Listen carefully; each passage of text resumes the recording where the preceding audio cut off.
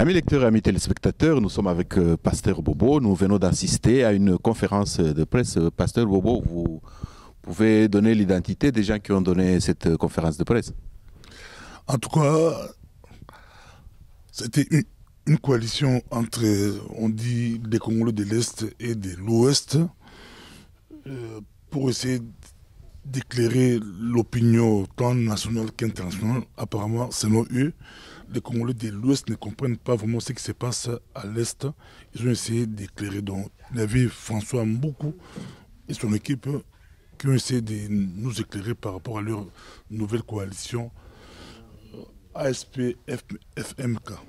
Merci bien, Pasteur Bobo. Donc, amis téléspectateurs, amis lecteurs, rendez-vous donc sur le site de Pasteur Bobo, du micro de Pasteur Bobo. Rendez-vous sur le site de Info en ligne des Congolais de Belgique, Cheikh Fita News, pour suivre ce qu'a été cette prestation de nos conférenciers. Merci beaucoup. Merci. Mesdames, Messieurs, je tiens à vous exprimer ma profonde gratitude. Tout d'abord, je vais me présenter. Je m'appelle Salomon Baravoga.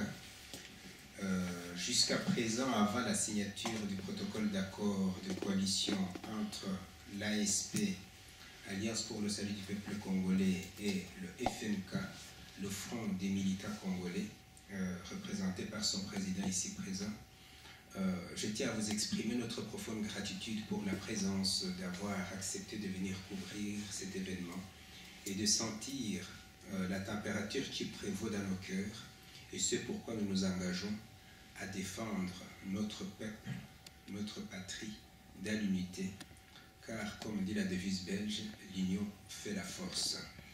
Sans trop tarder, je voudrais passer la parole au vice-président de notre coalition, M.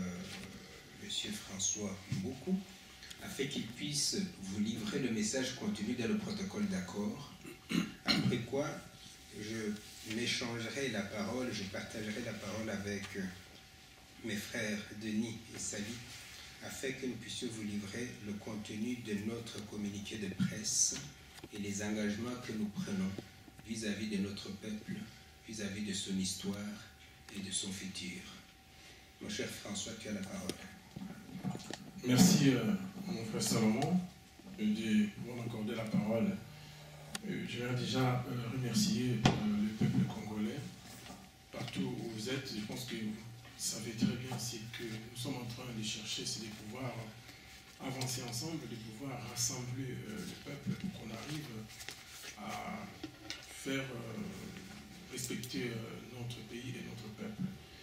Sans plus tarder, donc nous sommes là pour pouvoir nous coaliser, nous mettre ensemble. Je pense que c'est dans les rassemblements, comme vient de dire M. Salomon, que c'est dans l'union on peut faire la force. Et je pense que de pouvoir avoir la politique de montrer du doigt, ça n'a pas plus d'importance que de se rassembler.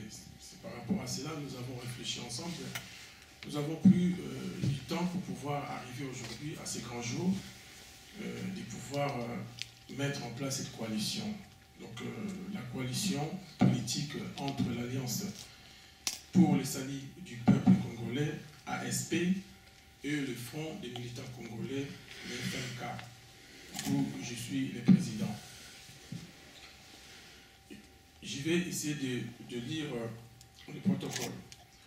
Ayant été longtemps otage des manipulations et perversions divisionnistes des ennemis de l'unité du peuple congolais, étant donné l'impérieuse et indispensable obligation de reconnaître les souffrances et tragédies inhumaines imposées à notre peuple depuis les années 60 à nos jours, par des irresponsables pécheurs en eau trouble, vit l'obligation de combattre toute forme de racisme, de tribalisme, de régionalisme, lesquels sont à la base des tragédies et souffrances susmentionnées sans omettre les conséquences sur la paix, la stabilité et le développement tant de la RDC que de toute la région des Grands Lacs, voire accord cadre d'Addis Abeba.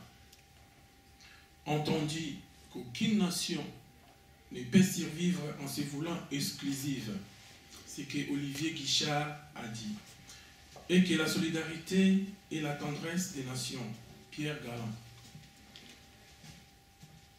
Nous, Bishop Jean-Marie Runigalo Guerrero, agissant en ma qualité de président de l'ASP, parti politique créé et agréé conformément à l'accord cadre d'Addis Abeba, aux déclarations de Nairobi et à la loi régissant les partis politiques en RDC, et M. François Mbukasa, que je suis, agissant en qualité de président du Front des militants congolais, le FMK, regroupement politique de fait des citoyens congolais de la diaspora, tous les deux sujets de nationalité congolaise. Convenons ce qui suit. 1. Il est créé une coalition politique entre l'ASP et le Front des militants congolais, le FMK. 2. L'organigramme et le fonctionnement seront convenus d'un commun accord, mais aucune organisation ne pourra engager la coalition envers des tiers sans concertation préalable. Pareille attitude pourra conduire à la dissolution de toute collaboration. 3. La collaboration visant l'efficacité et la promotion d'un climat de cohabitation harmonieuse.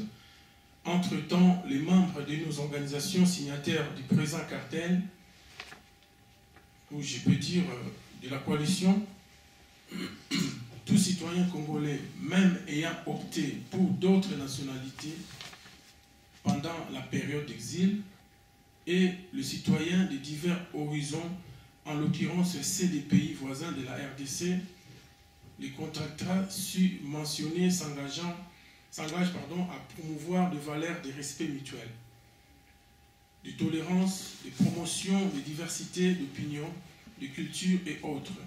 Toute dérive pouvant conduire à l'exclusion du ou de membres fautifs. 4.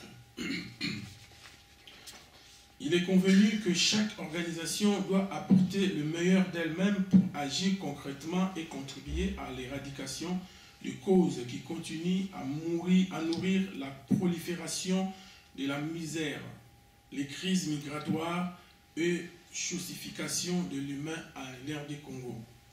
Fait à Genève le 1er février 2018 pour la coalition ASP et FMK, Jean-Marie Uniga Luguerero, M. François Mbukasa, M. Salomon Barakouva qui est à mes côtés, Baravouga, M. Bitumba Denis Pongo qui est là, secrétaire général, et nous avons M. Guy Sylvain de Luabo Mokolopa.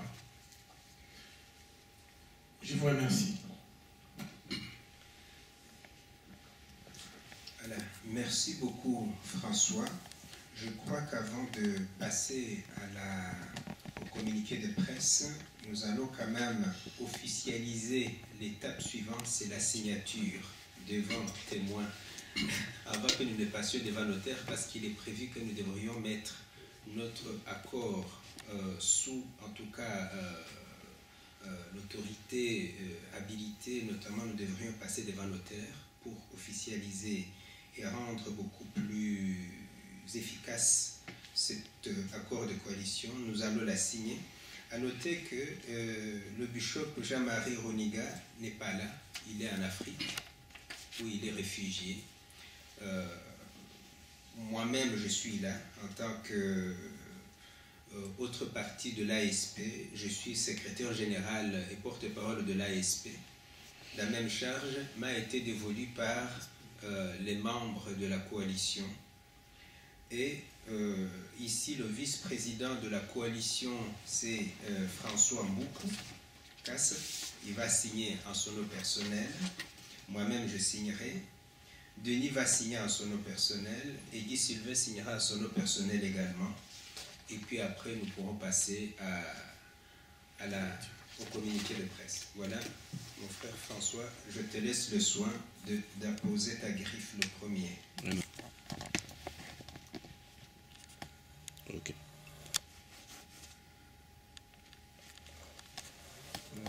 C'est fait. Je repasse au secrétaire général porte-parole. Merci beaucoup, mon frère. Voilà.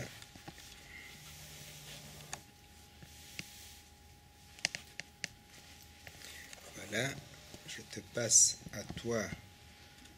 Je vais commencer par le plus proche de moi. Oui, c'est pas que clair. je te nomme. Hein. C'est clair. Ce serait injuste, n'est-ce pas? Merci beaucoup. S'il te plaît.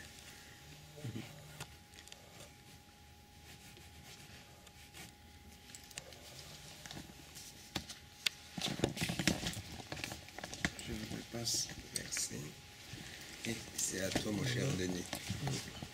Merci, mon frère.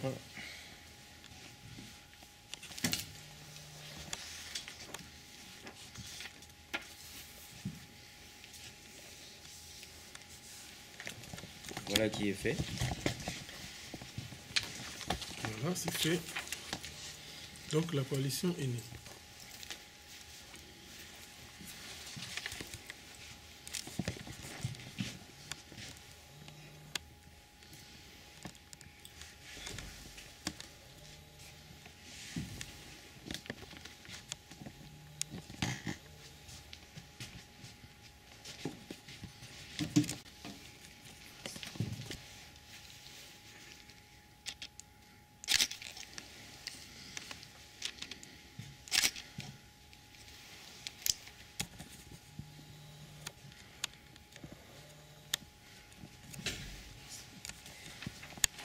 Eh bien, monsieur le vice-président, monsieur le secrétaire général adjoint, monsieur le trésorier, permettez-moi de nous féliciter de cette œuvre en nous serrant la main, en nous faisant une accolade ô combien fraternelle.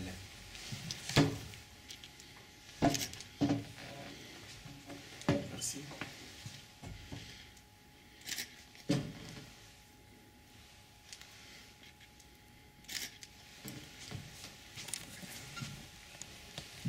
Voilà. Donc la coalition est née. La coalition est née. Maintenant, pourquoi nous nous sommes coalisés? Nous nous sommes coalisés tout d'abord pour la bonne et simple raison, effectivement, comme le protocole le stipule, parce que nous avions été longtemps chosifiés, divisés, alors qu'un peuple ne peut réussir que dans l'unité et pas dans la division. Messieurs, mesdames de la presse, chers amis, nos sincères salutations et remerciements les plus sincères de vous être déplacés pour non seulement partager ces quelques instants à l'occasion de la signature de l'accord de coalition entre nos deux organisations, mais aussi vous enquérir de la portée de notre coalition que nous vous prions de relayer le plus largement possible par vos organes.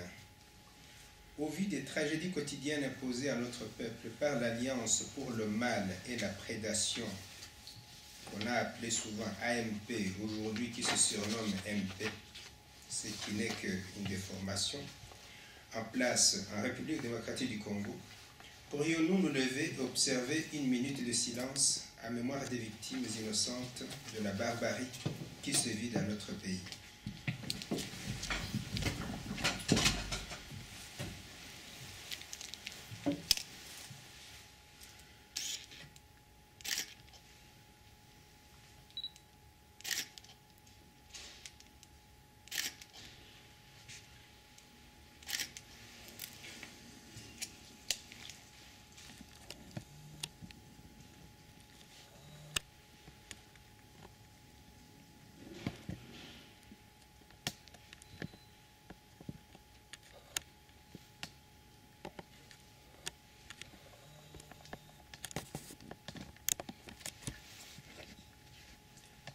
Merci. Prenez place. Merci. Chers mesdames et messieurs, d'entrée de jeu, je me permets d'emprunter pour cette circonstance la devise de l'État belge, à savoir l'union fait la force. Pourquoi ceci donc? Eh bien, parce que depuis l'accession de notre pays à son indépendance, nous n'avons jamais connu ni l'union, ni la force, ni la paix, ni le progrès. Vous savez certainement que dès les premiers jours de la proclamation de l'indépendance le 30 juin 1960, des divisions régionales et tribales n'ont cessé d'endeuiller notre patrie, au point que seules les interventions étrangères ont permis de rétablir un semblant d'accalmie. La cause fondamentale de tous ces maux qui se poursuivent encore aujourd'hui est avant tout interne à notre pays, et nous ne pensons pas qu'il sera un jour possible de rendre au peuple congolais son humanité bafouée en ignorant les vraies causes du mal congolais. Je te demande, mon frère Denis, de poursuivre, de finir. Nous allons nous relayer parce que sinon je n'aurai plus assez de salive à la fin. Ouais. Merci pour le choix.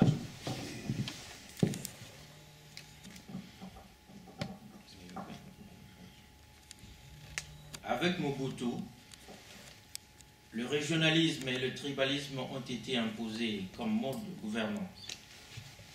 Ceci amena le pays aux guerres que nous avons vécues et continue à vivre particulièrement dans l'est du pays.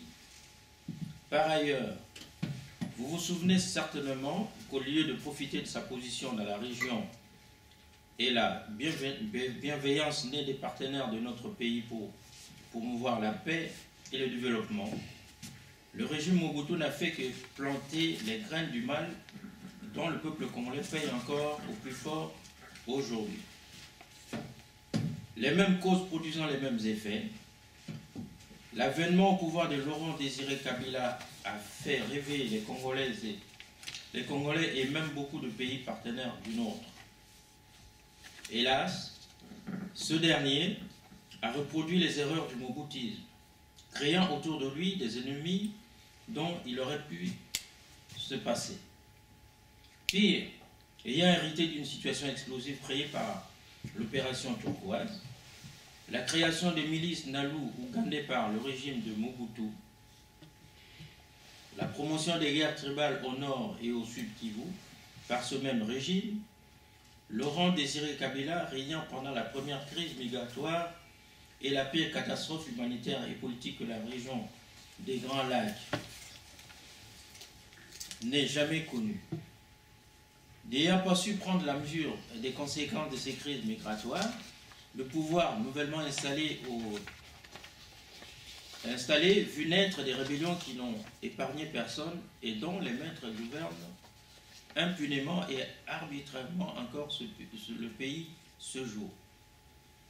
Tous ces sacrifices consentis par le peuple pendant des décennies avaient pu accoucher de l'embryon de démocratie en 2006, grâce à la volonté du peuple et au soutien massif de la communauté internationale. Hélas, ce fut un leurre car, aussitôt légitimé par les urnes et par la communauté internationale, le nouveau pouvoir a montré son vrai visage. Un régime de terreur institutionnalisé s'instaurait insidieusement toujours sous des politiques de mensonge et de victimisation. Citons quelques faits. 1. Bombardement de la résidence du sénateur Jean-Pierre Bemba, alors même qu'il était en audience avec des ambassadeurs des pays partenaires du nôtre. 2. Massacre de Bundu, Diakongo et les Enyele en Équateur. 3. Poursuite des soutiens et collaborations actifs des ADF Nalu, FDLR, qui n'ont jamais cessé de s'aimer la terreur au nord et sud Kivu, menaçant également les pays dont ils sont originaires. 4. Assassinat des activistes des droits de l'homme, des journalistes, etc. 5. Harcèlement des membres des partis d'opposition, ancien MLC de M. Bemba et de l'UDPS du feu Mzee Etienne Tshisekedi. 6. Assassinat des personnes jugées hostiles au pouvoir, tel le cas d'Armand Tungulu, pour ne citer que ces cas. Je pense que je peux te repasser les crachoirs, mon cher Salomon. Eh bien, pour ne pas abuser du nom qui m'a été donné par mes parents, je te passe la parole, mon frère Guy Sylvain. Merci beaucoup, mon frère Salomon. Par ailleurs, les Grands Kivu et la province orientale ne connaît jamais la réalisation des promesses des campagnes, à savoir la paix au Kivu, les viols, les événements, les enlèvements, les assassinats ciblés commis par tant le pouvoir que par les alliés FDLR, ADF Nalou et d'autres milices créées et financées par le pouvoir. Poursuivirai avec la bénédiction du pouvoir élu et légitime, que je ne peux pas continuer à dire que ce pouvoir est élu et légitime. Pour moi, ce pouvoir n'a jamais été élu. Il nous a été très difficile, voire impossible de faire comprendre à quiconque que la légitimité populaire implique la responsabilité et l'obligation de rendre des comptes sur ces faits et gestes dans l'exercice du pouvoir qu'on a reçu des citoyens. À cela s'ajoute encore et toujours le flux quotidien de réfugiés et déplacés intérieurs qui avait commencé sous Mobutu. C'est le silence du monde face à la perpétuelle tragédie de l'Est de la RDC qui explique le mouvement de rébellion qui sévissent depuis les années 1960 à nos jours. Cependant, il y a eu des timides initiatives de pacification qui, faute de volonté politique, n'ont jamais été appliquées.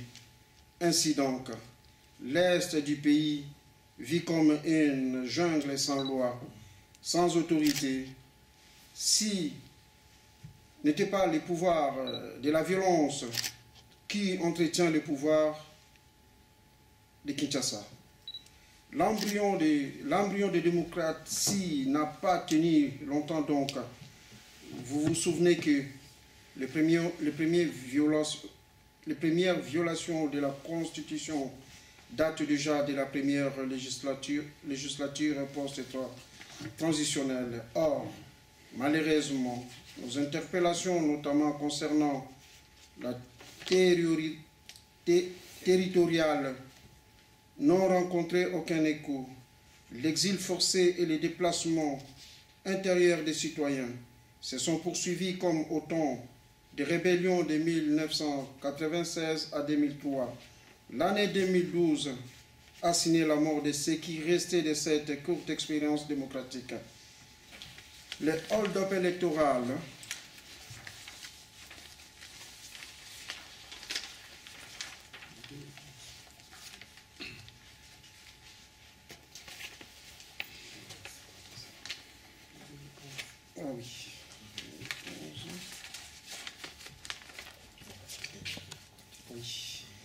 Le hold-up électoral de 2011 et 2012, la séquestration du fait Musée Etienne Tshisekedi, la non-organisation des élections locales, provinciales et sénatoriales sont des faits saillants de la tragédie longtemps mûrie par le système en place pour enterrer la Constitution de 2006. Or, dans toutes les violations de la loi fondamentale, très peu de voix se sont vraiment exprimées, probablement par amnésie ou par souci de préserver les intérêts personnels.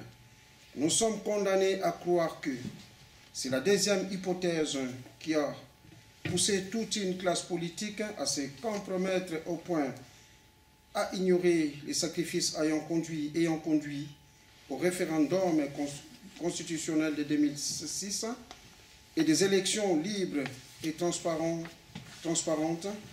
les premières que le pays ait jamais connues dans son histoire. Seul un acteur ignoré de tout et resté alerté. Mon frère Salomon, je ne vais pas monopoliser la parole, je vous remets le micro. Merci mon cher frère Guy Sylvain. Mais cet acteur en somme, c'est la diaspora congolaise, demeurée majoritairement hostile à la barbarie qui pousse tant de millions de citoyens à l'exil, à la mort, à la déshumanisation et à la chosification des citoyens congolais. Cependant, éloignée du terrain par le pouvoir qui voit en elle une opposition insaisissable, la diaspora reste victime de la sous-information et des manipulations par les pêcheurs en eau trouble de tout poil, dont nous avions fait mention dans le protocole de coalition. Il n'est donc pas rare d'entendre et de voir le régionalisme des politiciens prédateurs s'inviter dans les relations entre les membres de la diaspora, avec même plus de virulence, particulièrement contre les ressortissants de l'Est, considérés comme des étrangers dans leur propre pays.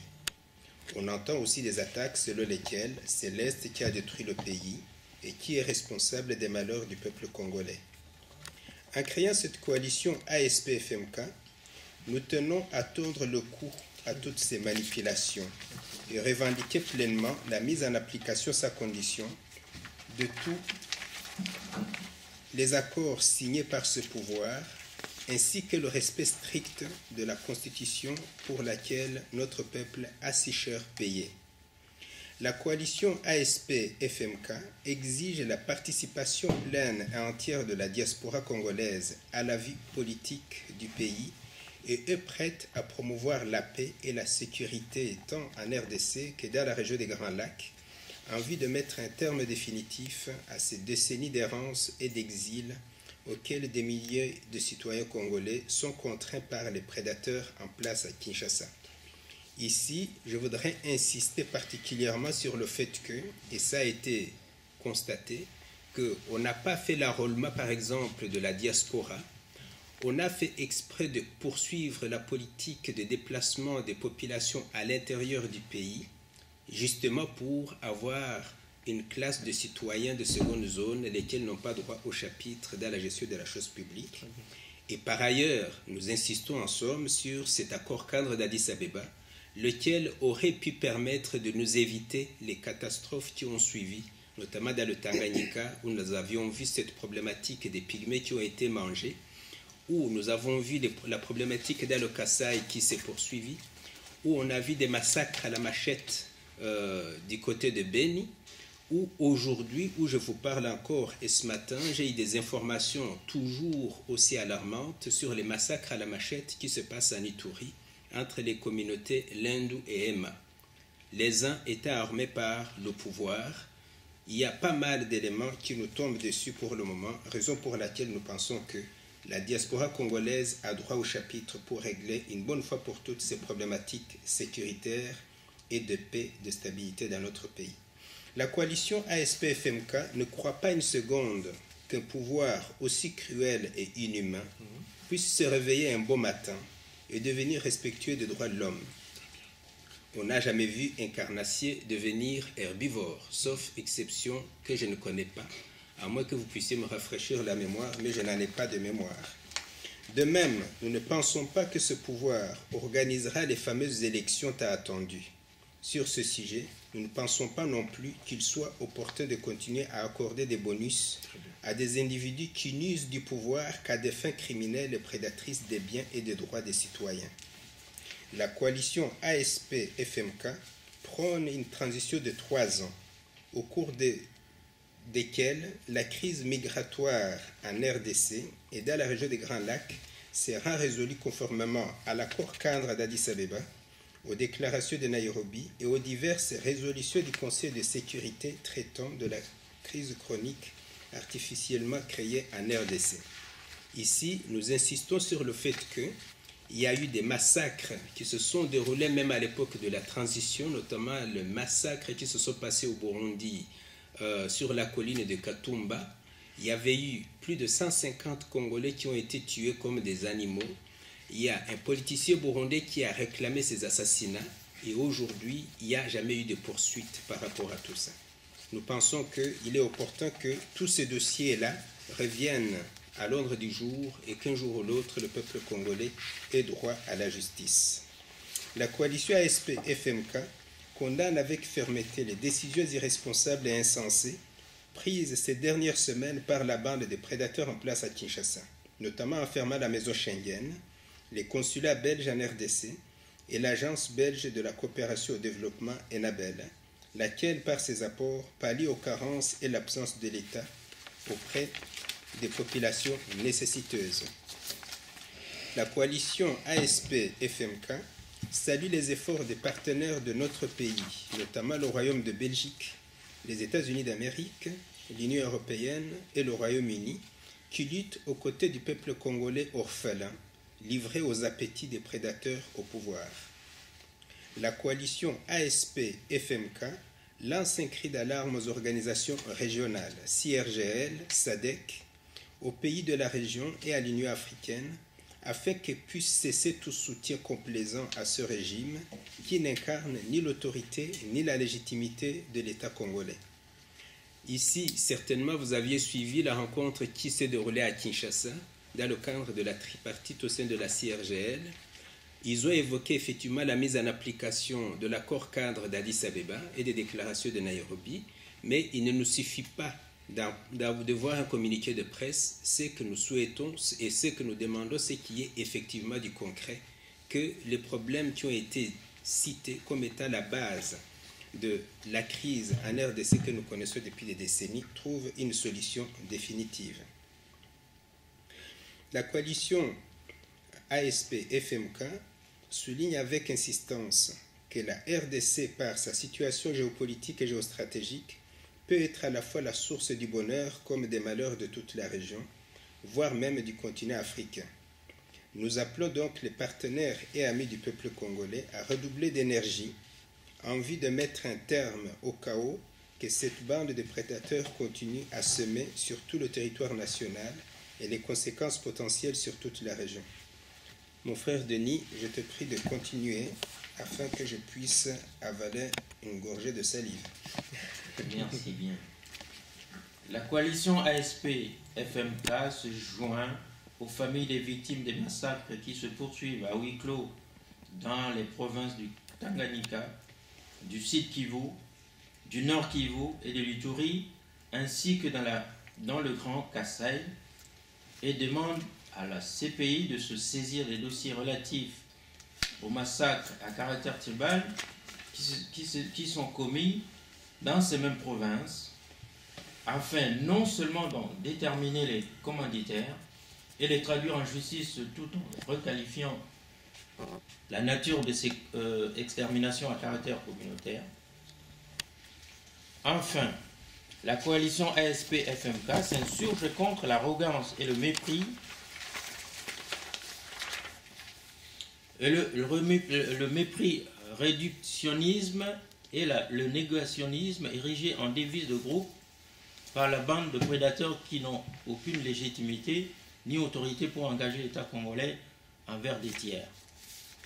Fait à Bruxelles le 15 février 2018 pour la coalition ASP-FMK, François Mbokukassa, vice-président, Salomon Baravuga, secrétaire général et porte-parole de l'ASP-FMK. Je vous remercie. Voilà.